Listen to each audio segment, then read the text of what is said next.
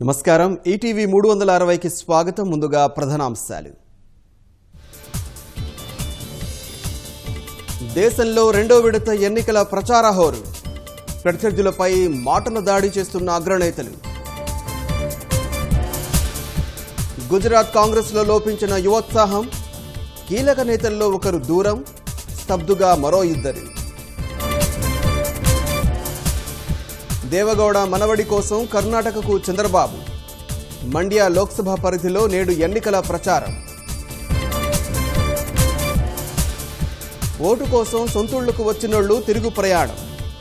గమ్యానికి వెళ్లే వారితో కిక్కిరిసిన బస్సులు, రైళ్లు. రాష్ట్రంలో ఇవాళ రేపు తీవ్ర వడగాల్పులు. సీమలో 2-3 డిగ్రీల అధిక ఉష్ణోగ్రతలు. విజయవంతంగా అతిపెద్ద విమాన గగన విహారం. చౌకగా చిన్న ఉపగ్రహాలు ప్రవేశపెట్టడమే లక్ష్యం.